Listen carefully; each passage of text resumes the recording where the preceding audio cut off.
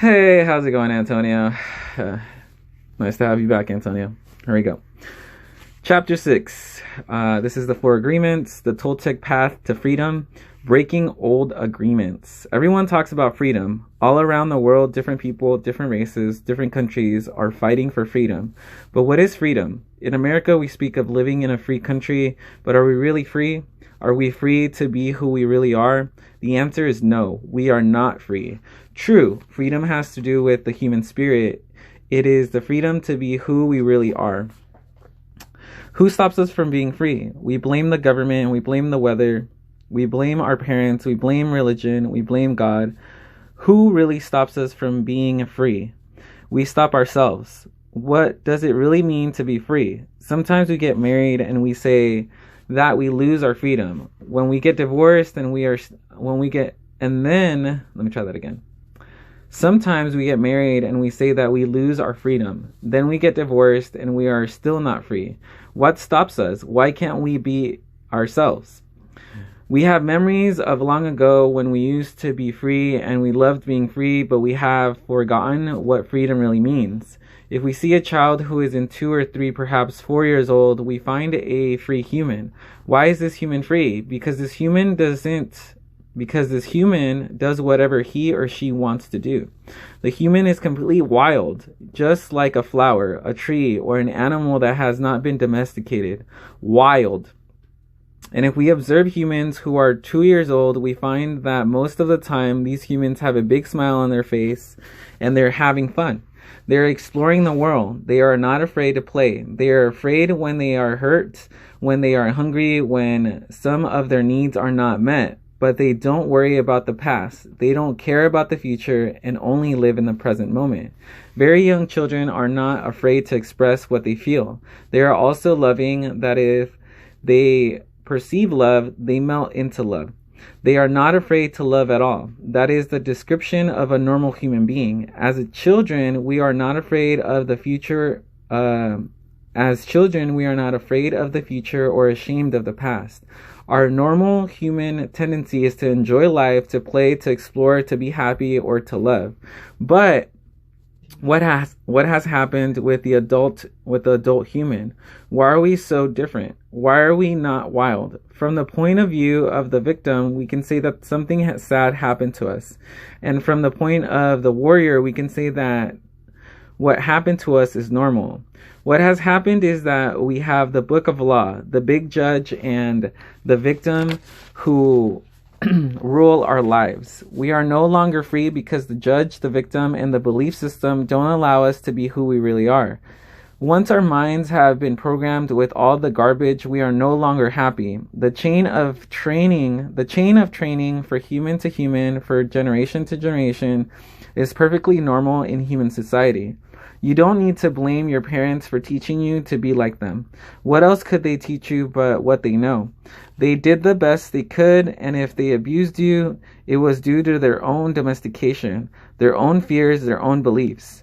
They had no control over the programming they received, so they couldn't have behaved any differently. There is no need to blame our parents or anyone who abused you in your life, including yourself. But it is time to stop the abuse. It is time to free yourself of the tyranny of the judge by changing the foundation of your own agreements. It is time to be free from the role of the victim. The real you is still a little child who never grew up. Sometimes a little child comes out when you are having fun or playing, when you feel happy, when you are painting or writing poetry or playing the piano or expressing yourself in some way. These are the happiest moments of your life, when the real you comes out. When you don't care about the past and you don't worry about the future, you are childlike. But there is something that changes all of that. We call them responsibilities. The judge says, wait a second, you are responsible, you have things to do, you have to work, you have to go to school, you have to earn a living. All of these responsibilities come to mind. Our face changes and becomes serious again. If you watch children when they are playing adults, you will see their little faces change. Let me do that one more time. If you watch children when they are playing adults, you will see their little faces change. Let's pretend I'm a lawyer. I'm right away and right away their faces change. The adult face takes over. We go to the court, and that is the face we see. And that is what we are. We are still children, but we have lost our freedom. The freedom we are looking for is the freedom to be ourselves, to express ourselves. But if we look at our lives, we will see that most of the time we are doing things just to please others, just to be accepted by others, rather than living our lives to please ourselves. That is what happened to our freedom. And we see in our society and all the societies around the world that for every 1,000 people, 999 are completely domesticated.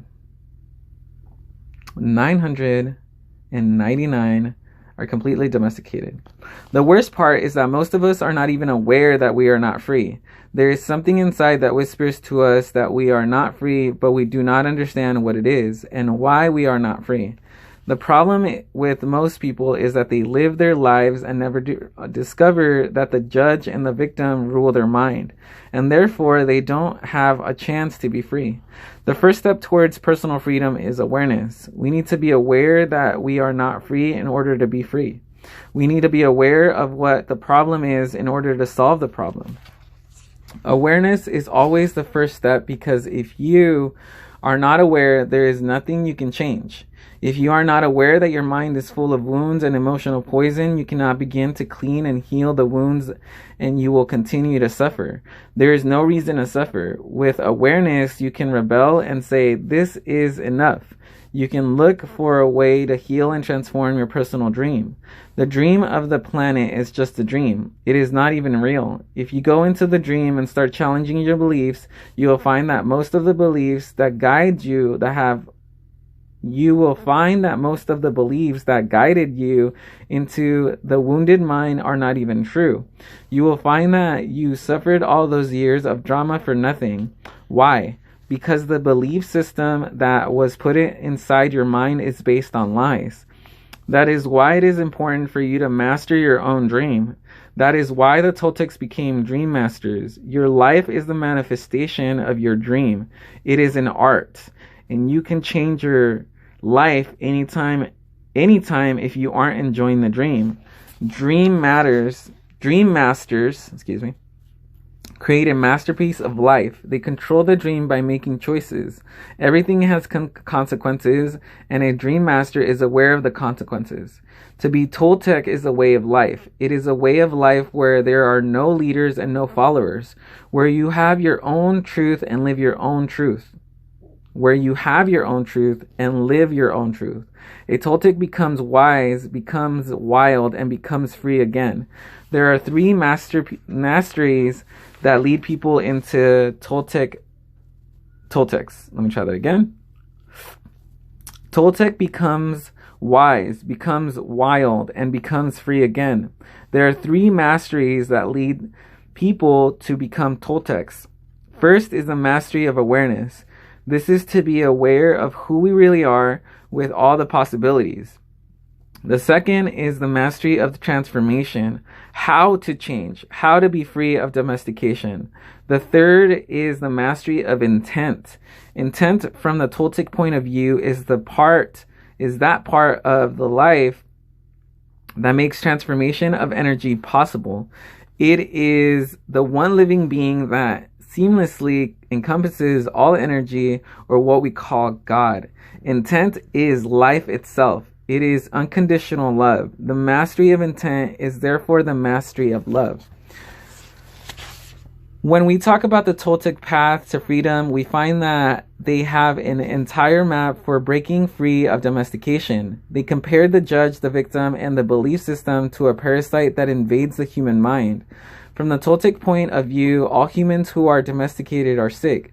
They are sick because there is a parasite that controls the mind and controls the brain. The food for the parasite is the negative emotions that comes from fear. If we look at the description of parasite, we find that a parasite is a living being, is a living being who lives off other living beings, sucking their energy without any useful contribution in return, and hurting their host little by little. The judge, the victim, and the belief system fit the description very well. Together they comprise a living being made of psychic or emotional energy, and that energy is alive. Of course, this is not material energy, but neither are emotions material energy. Our dreams are not material energy either, but we know they exist.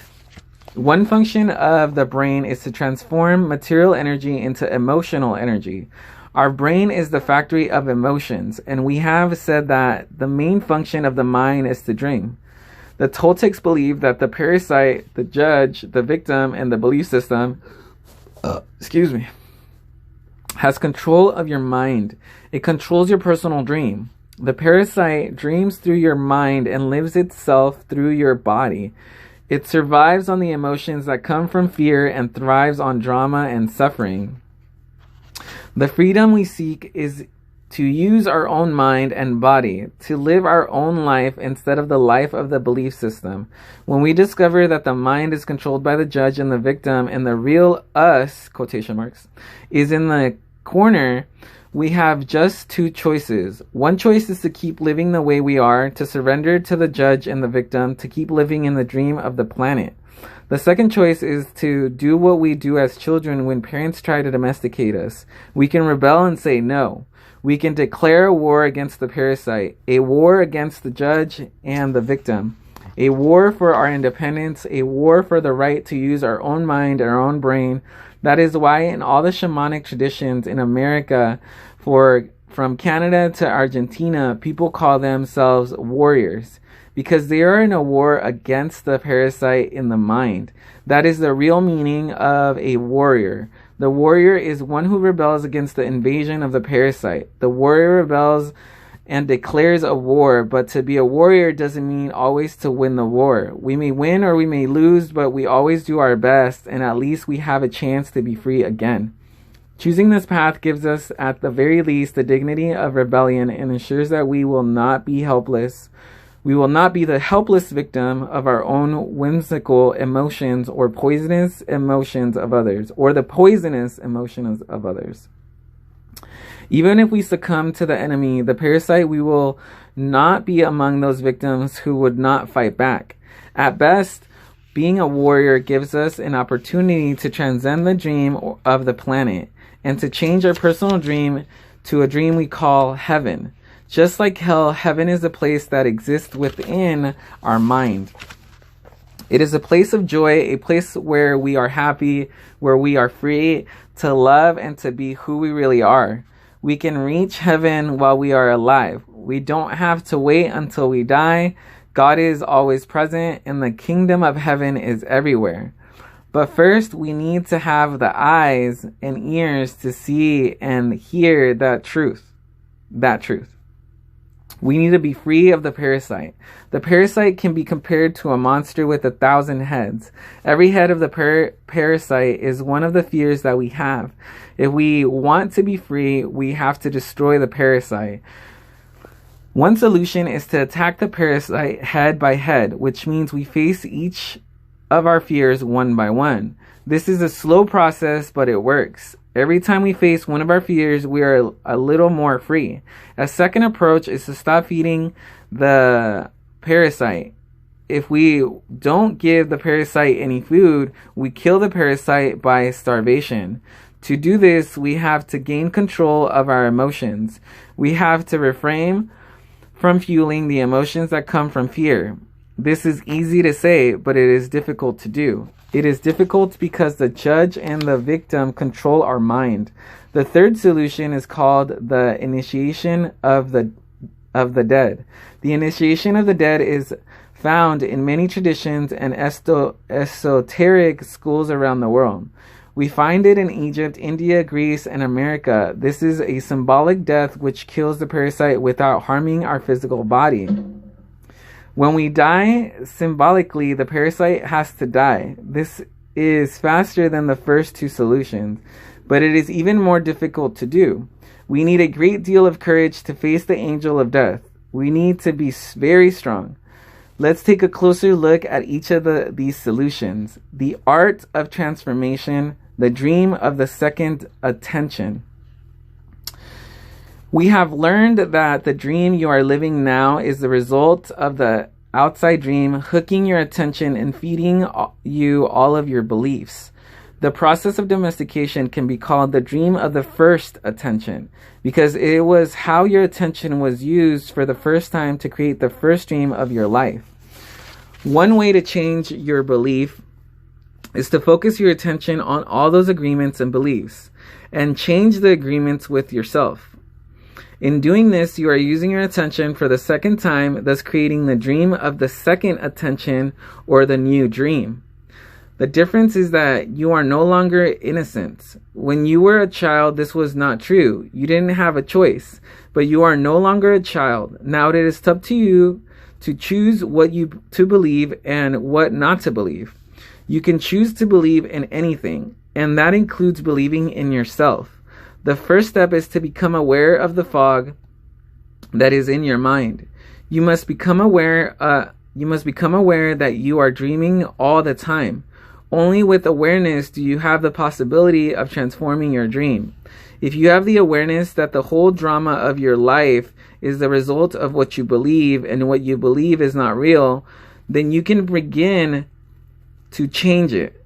However, to really change your belief, you need to focus your attention on what is that you want to change. You have to know which agreement you want to change before you can change them. So the next step is to develop awareness of all the self-limiting, fear-based beliefs that make you unhappy. You take inventory of all that you believe, all of your agreements. And through this process, you begin the transformation. The Toltecs call this the art of transformation, and it's a whole mastery. You achieve the mastery of transformation by changing the fear-based agreements to make you suffer. Okay, let me try that again. You achieve the mastery of transformation by changing the fear-based agreements that make you suffer and reprogramming your own mind in your own way. One of the ways to do this is to explore and adopt alternative beliefs such as the 4 agreements. The decision to adopt the 4 agreements is a declaration of war to regain your freedom from the parasite. The 4 agreements offer the possibility of ending the emotional pain, which can open the door for you to enjoy your life and begin a new dream. It is up to you to explore the possibilities of your dream if you are interested. The 4 agreements were created to assist you in the art of transformation, to help you break the limiting agreements, gain more personal power, and become stronger. The stronger you get, the more agreements you can break until the moment comes when you make it to the core of all those agreements. Going to the core of all those agreements is what I call going into the desert. When you go into the desert, you meet your demons face to face.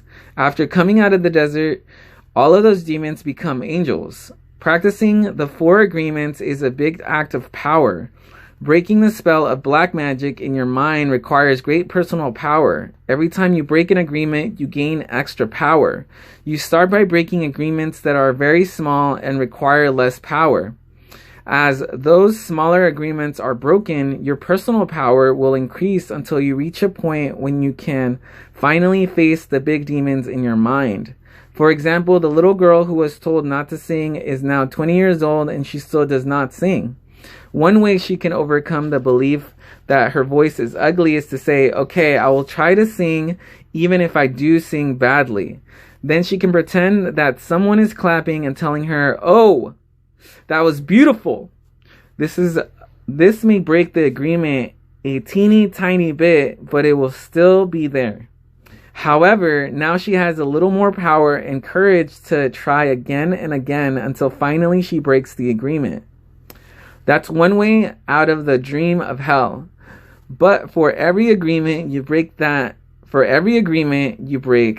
makes you suffer, you will need to replace it with a new agreement that makes you happy.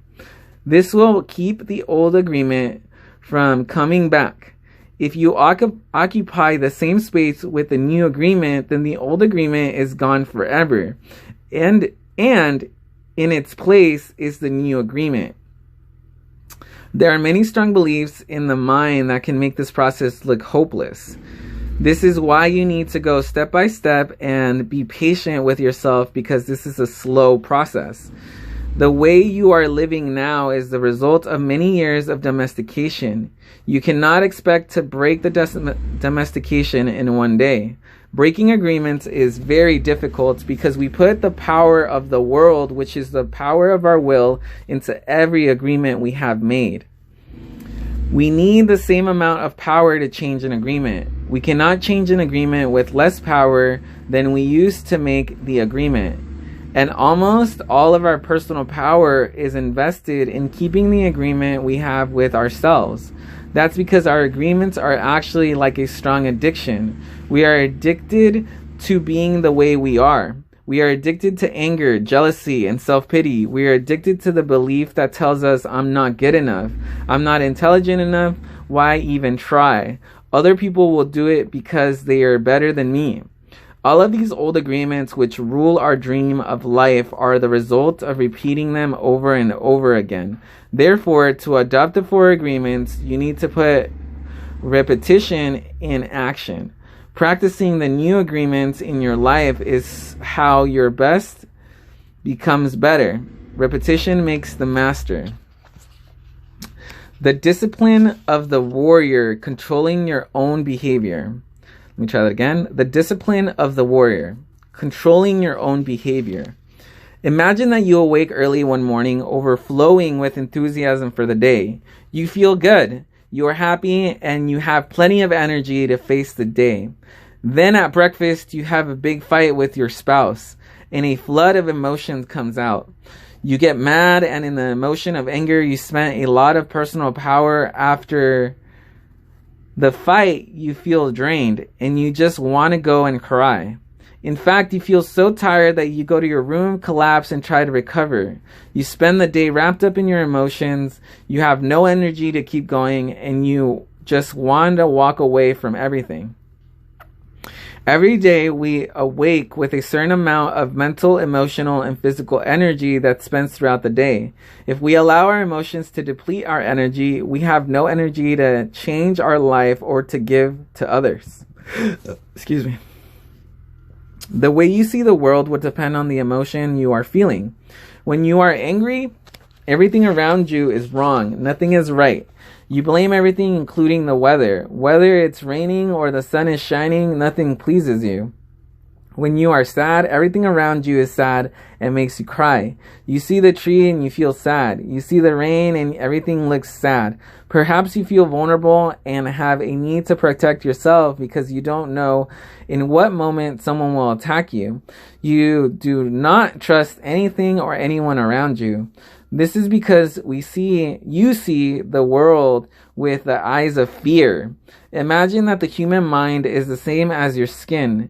You can touch healthy skin and it feels wonderful. Your skin is made of perception, and the sensation of touch is wonderful. Now imagine you have an injury and the skin gets cut and infected. If you touch the infected skin, it is going to hurt you. So you try to cover and protect the skin. You will not enjoy being touched because it hurts. Now imagine that all humans have this skin disease. Nobody can touch each other because it's going to hurt. Everyone has wounds on their skin, so the infection is seen as normal. The pain is also considered normal. We believe we are supposed to be that way.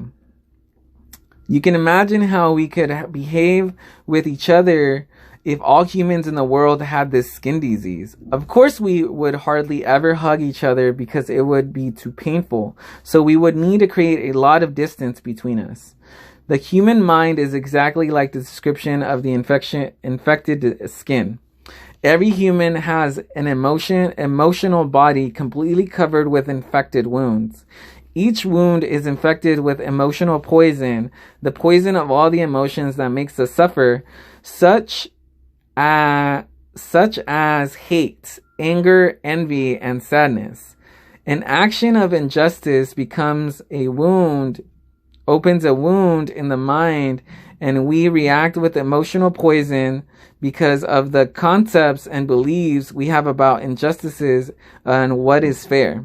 The mind is so wounded and full of poison by the process of domestication that everyone describes the wounded mind as normal. This is considered normal, but I can tell you that it's not normal. We have a dysfunctional dream of the planet, and humans are mentally sick with a disease called fear. The symptoms of the disease are all emotions that makes humans suffer: anger, hate, sadness, envy, betrayal. When the fear is too great, the reasoning mind begins to fail, and we call this mental illness. We call this mental illness.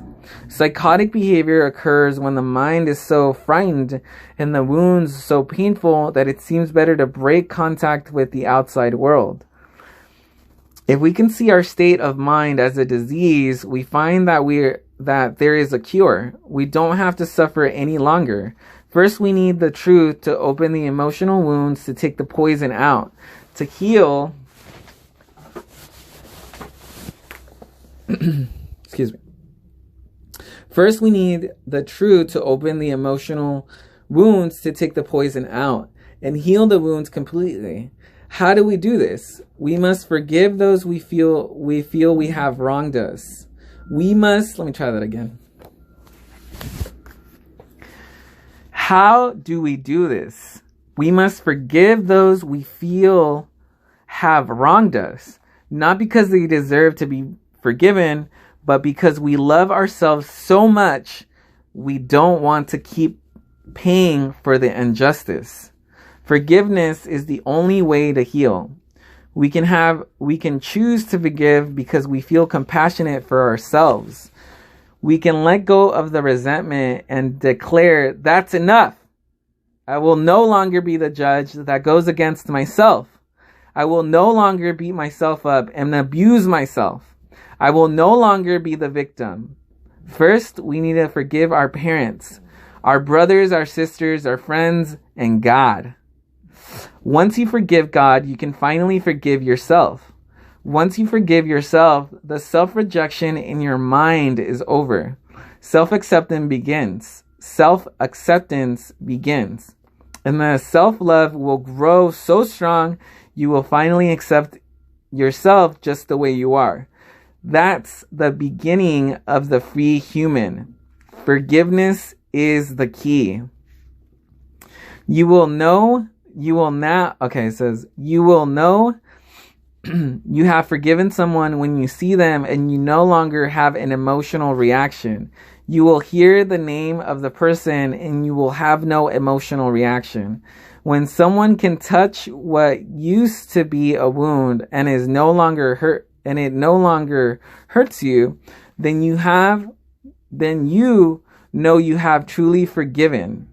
The truth is like a scalpel. The truth is painful because it opens up all of the wounds which are covered by lies so that we can be healed.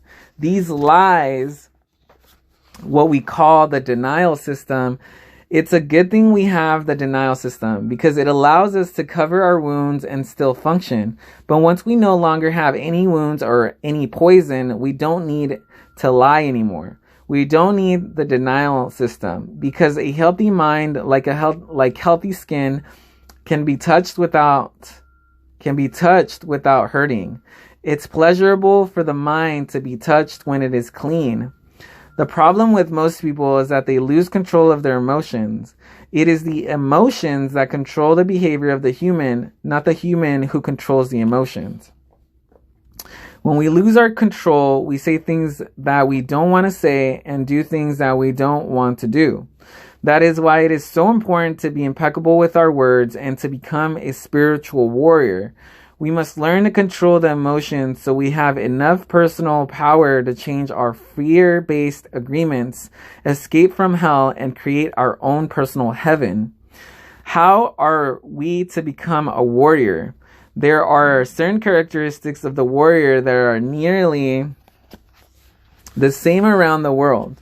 The warrior has Awareness. That's very important. The warrior has awareness. That's very important.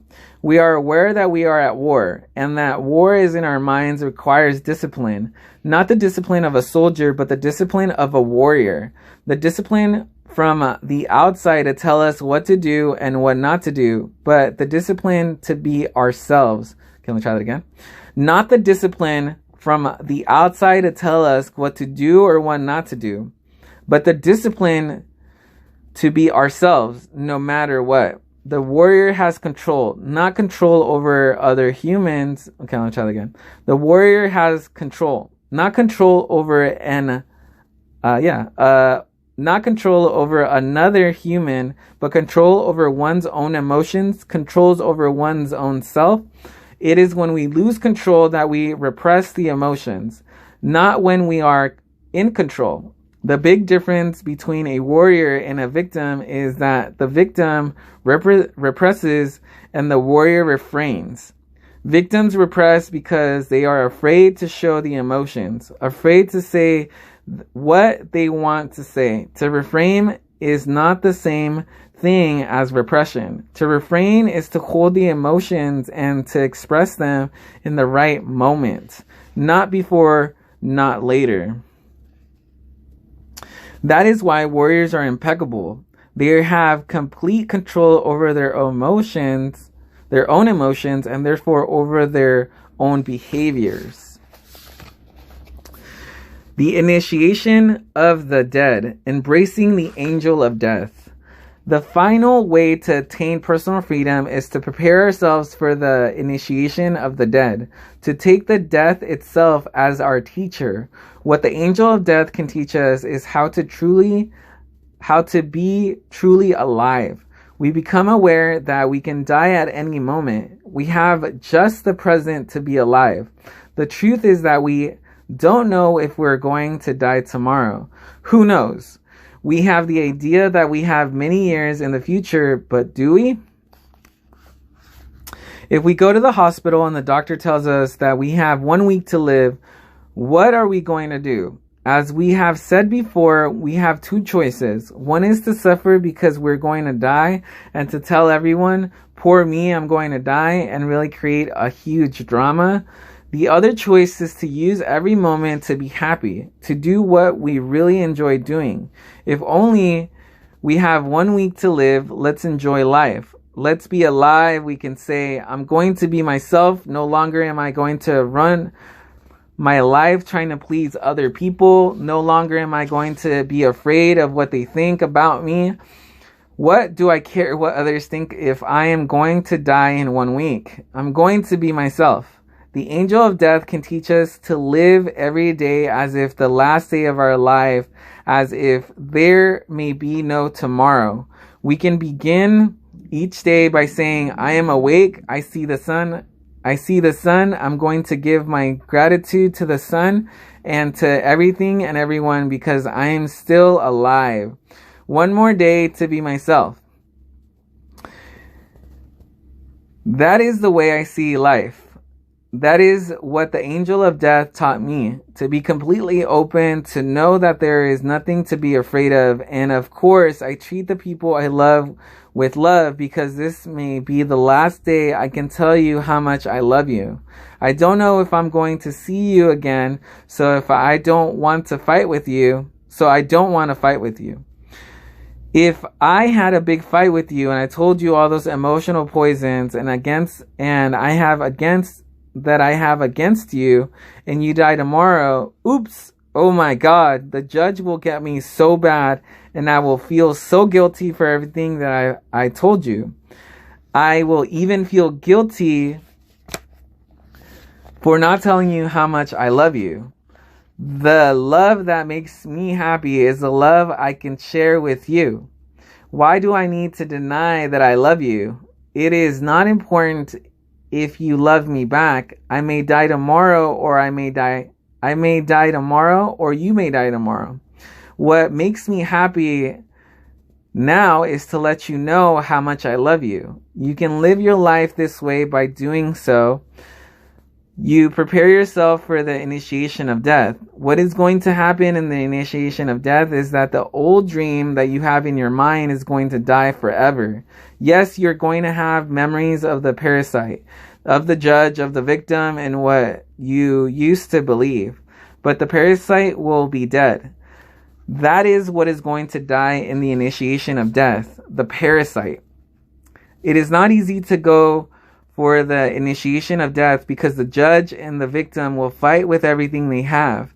They don't want to die, and we feel we are the ones who are going to die, and we are afraid of this death. When we live in the dream of the planet, it is as if we are dead. Whoever survives the initiation of the dead receives the most wonderful gift, the resurrection. To receive the resurrection is to arise from the dead, to be alive, to be ourselves again. The resurrection is to be like a child, to be wild and free, but with a difference. The difference is that we have freedom with the wisdom instead of innocence. We are able to break our domestication, become free again, and heal our mind. We surrender to the angel of death, knowing that the parasite will die and we will still be alive with a healthy mind and perfect reason. Then we are free to use our own mind and run our own life. That is what, in a Toltec way, the angel of death teaches us. The angel of death comes to us and says, "You see, everything that exists here is mine. It is not yours. Your house, your spouse, your children, your car, your career, your money, everything is mine, and I can take it away when I want to. But for now, you can use it." If we surrender to the angel of death, we will be happy forever and ever. Why? Because the angel of death takes the past away in order to make it possible for life to continue. For every moment that is past, the angel of death keeps taking the part that is dead, and we keep living in the present. The parasite wants us to carry the past with us, and that makes it so heavy to be alive. Try that again. The parasite wants us to carry the past with us, and that makes it so heavy to be alive. When we try to live in the past, how can we enjoy the present? When we dream of the future, why must we carry the burden of the past when we are going to live in the present? That is what the angel of death teaches us to do.